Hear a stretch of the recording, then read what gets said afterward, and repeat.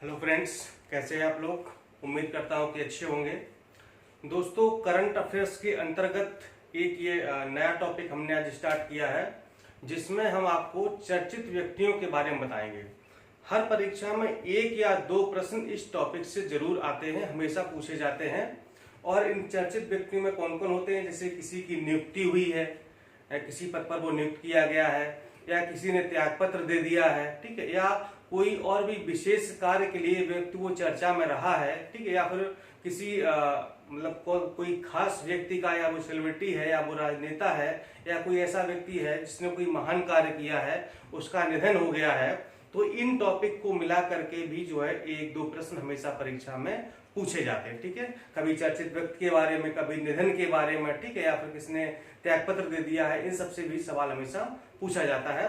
तो ये आपको हम 2-3 वीडियो में सारे जो भी चर्चित व्यक्ति हैं, चाहे वो मेल हो चाहे फीमेल हो, चाहे वो राष्ट्रीय स्तर के हो चाहे वो अंतर्राष्ट्रीय स्तर के हों, ठीक है, तो 2-3 वीडियो में आपको हम ये सारे कवर करा देंगे जो प्रमुख हैं, ठीक है। बाकी आप देखेंगे कि साल भर में नियुक्तियां तो मतलब कई सारी होती हैं, हजारों नियुक्तियां होती हैं, सैकड़ों लोग त्यागपत्र देते हैं, सैकड़ों लोगों का निधन हो जाता है, ठीक है, लेकिन उतने सारे इंपॉर्टेंट नहीं होते हैं जो इंपॉर्टेंट है, ठीक है। मतलब कि वही करीब 30, 40, 50 लोग, मतलब लगभग मैं मान के चलता हूँ करीब 50 लोगों की लिस्ट हमारे पास होगी जो कि इंपॉर्टेंट होंगे, ठीक है। तो वो आपको हम लिस्ट प्रोवाइड कर देंगे 2-3 वीडियो के माध्यम से, ताकि परीक्षा में अगर इस टॉपिक से कोई प्रश्न आए तो फिर वो आपका वो गलत ना हो, ठीक है। चलिए शुरुआत करते हैं। तो पहले हमारे चर्चित व्यक्ति हैं हरीश साल्वे, ठीक है। हरीश साल्वे ये भारत के वरिष्ठ वकील हैं, ठीक है, और इनको हाल ही में ब्रिटेन की महारानी एलिजाबेथ द्वितीय के कानूनी सलाहकार के रूप में इनको नियुक्त किया गया, ठीक है। ये ब्रिटेन की महारानी है एलिजाबेथ द्वितीय, तो उनका कानूनी सलाहकार हरीश साल्वे जी को नियुक्त किया गया है। नेक्स्ट है श्रीनिवास गौबड़ा, ठीक है। तो आपको पता है कि कर्नाटक में एक कम्बाला दौड़ होती है, ठीक, कम्बाला, जिसको कहते हैं भैंसा दौड़, ठीक है, कम्बाला वहां पर होती है, जिसको भैंसा दौड़ के नाम से जाना जाता है। तो कर्नाटक में आयोजित कम्बाला यानी कि भैंसा दौड़ में 100 मीटर दौड़ मात्र 9.55 सेकंड में पूरी की। किसने? श्रीनिवास गौबड़ा जी ने 100 मीटर दौड़ को, रेस को 9.55 सेकंड में पूरा किया। ये विश्व रिकॉर्ड बनाया है। और जबकि जो विश्व रिकॉर्ड है वो उसेन बोल्ट का इस समय है 9.58 सेकंड का। तो इनके रिकॉर्ड को इन्होंने तोड़ दिया है। 9.55 सेकंड में 100 मीटर की दौड़ इन्होंने पूरी की है, ठीक है। और ये जो दौड़ है ना, ये जो कम्बाला दौड़ है, यानी कि कम्बाला जो रेस होती है, भैंसा दौड़ होती है, ये पानी से भरे धान के खेत में आयोजित की जाती है। यानी कि धान का खेत होता है, उसमें पानी भरा रहता है और उसमें ये दौड़ होती है, ठीक है। तो इनको याद रखिएगा, श्रीनिवास गौड़ा जी को इन्होंने 9.55 सेकंड में 100 मीटर की दौड़ को पूरा किया।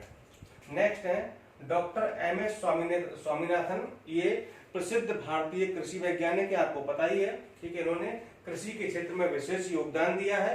तो इनको हाल ही में एम वेंकैया नायडू राष्ट्रीय पुरस्कार से सम्मानित किया गया, ठीक है। जो हमारे समय भारत के उपराष्ट्रपति जी हैं एम वेंकैया नायडू, उनके नाम पर एक पुरस्कार रखा गया है, एम वेंकैया नायडू राष्ट्रीय पुरस्कार। तो इनको स्वामीनाथन जी को दिया गया है। क्यों दिया गया है? कृषि में उनके उत्कृष्ट योगदान के लिए ये पुरस्कार दिया गया है, ठीक है। नेक्स्ट है शिवांगी। शिवांगी कौन है? ये सब लेफ्टिनेंट हैं भारतीय नौसेना में, और ये भारतीय नौसेना में शामिल होने वाली पहली महिला पायलट के रूप में शामिल होकर इन्होंने इतिहास रच दिया, ठीक है। यानी कि भारतीय नौसेना में महिला पायलट के रूप में ये पहली, यानी कि पहली महिला पायलट है जो कि भारतीय नौसेना में शामिल हुई है। कौन? सब लेफ्टिनेंट शिवानी, ठीक है। और ये मूल रूप से बिहार के मुजफ्फरपुर जिले की रहने वाली हैं। ये परीक्षा बहुत पूछ दिया जाता है कि वो निवासी कहाँ की हैं और किस रूप में जो शामिल की गई हैं। तो ये पहली महिला पायलट है किसमें? भारतीय नौसेना में सब लेफ्टिनेंट शिवांगी। नेक्स्ट है माइकल पात्रा। माइकल पात्रा को हाल ही में भारतीय रिजर्व बैंक के चौथे डिप्टी गवर्नर के रूप में नियुक्त किया गया है, और इनका कार्यकाल 3 वर्ष का होगा। तो पता है कि आरबीआई में एक गवर्नर होता है, इसके अलावा 4 डिप्टी गवर्नर भी होते हैं उसकी सहायता के लिए, ठीक है। तो 5 का ये मिलकर के पैनल होता है। एक जो गवर्नर होता है और 4 डिप्टी गवर्नर होते हैं। तो अभी तक 3 थे, चौथी सीट खाली थी, तो इनको माइकल पात्रा को चौथा डिप्टी गवर्नर नियुक्त कर दिया गया है। नेक्स्ट है प्रोफेसर सुरेश चंद्र शर्मा। ठीक है, तो आपको पता होना चाहिए जो हमारी मेडिकल काउंसिल ऑफ इंडिया है, ठीक है, जो मेडिकल काउंसिल ऑफ इंडिया है उसमें वर्ष 2018 में कुछ भ्रष्टाचार का आरोप कुछ लोगों ने लगाया था। तो भ्रष्टाचार के विवाद के कारण या आरोपों के कारण राष्ट्रपति ने 2018 में एमसीआई को भंग कर दिया था, समाप्त कर दिया था, और एमसीआई की जगह पर अब सरकार ने एक क्या बनाया है, राष्ट्रीय चिकित्सा आयोग बनाया है। ठीक है, तो इसी राष्ट्रीय चिकित्सा आयोग के पहले अध्यक्ष के रूप में प्रोफेसर सुरेश चंद्र शर्मा को नियुक्त किया गया है। ये एम्स के ईएनटी सर्जरी विभाग के प्रमुख हैं और इनका जो कार्यकाल है वो 3 वर्ष का होगा या फिर 70 वर्ष की आयु तक होगा, जो भी पहले हो, 3 वर्ष या फिर 70 वर्ष की आयु। ठीक है, और ये राष्ट्रीय चिकित्सा आयोग के पहले अध्यक्ष बने हैं। यह आयोग एमसीआई का स्थान लेगा, यानी कि मेडिकल काउंसिल ऑफ इंडिया का स्थान लेगा। कौन? ये राष्ट्रीय चिकित्सा आयोग, चूंकि एमसीआई भंग हो चुकी है भ्रष्टाचार के आरोप के कारण 2018 में राष्ट्रपति ने इसे भंग कर दिया था।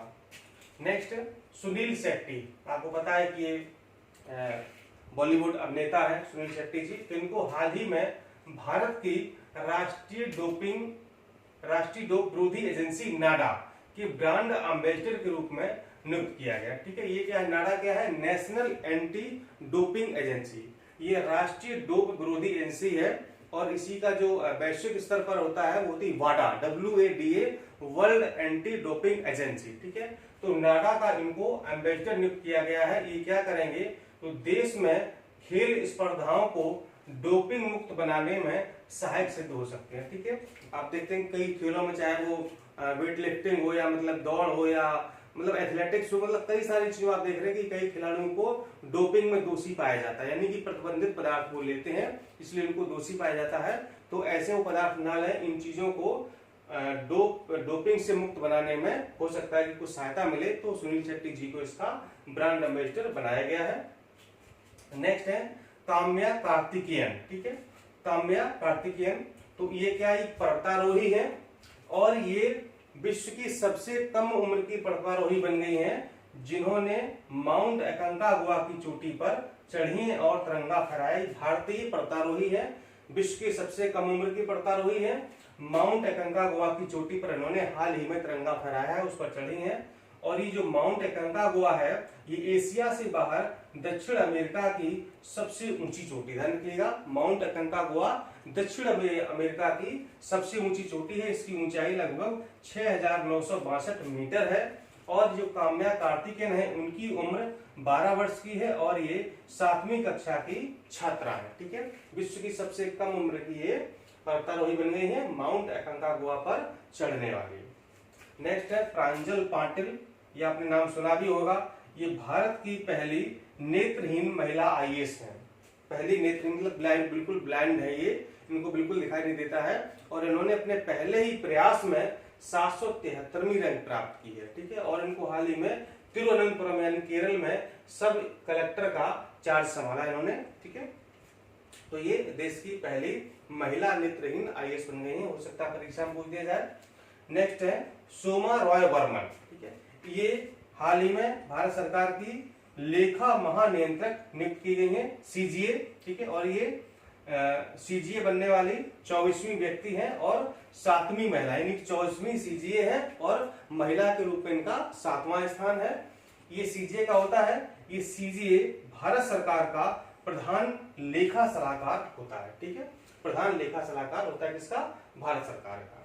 नेक्स्ट है क्रिस्टीन लेगार्ड। ठीक है, ये अंतर्राष्ट्रीय मुद्रा कोष यानी कि IMF, इंटरनेशनल मॉनेटरी फंड, अंतर्राष्ट्रीय मुद्रा कोष की प्रबंध निदेशक अभी तक थी ये। ठीक है, अब क्या बन गई हैं, अब ये यूरोपीय सेंट्रल बैंक की अध्यक्ष नियुक्त की गई हैं। ये कहां पर है, फ्रैंकफर्ट जर्मनी में है। ठीक है, ये यूरोपीय केंद्रीय बैंक है, कहां पर, ये फ्रैंकफर्ट जर्मनी में है और इसकी ये अध्यक्ष हाल ही में नियुक्त की गई हैं।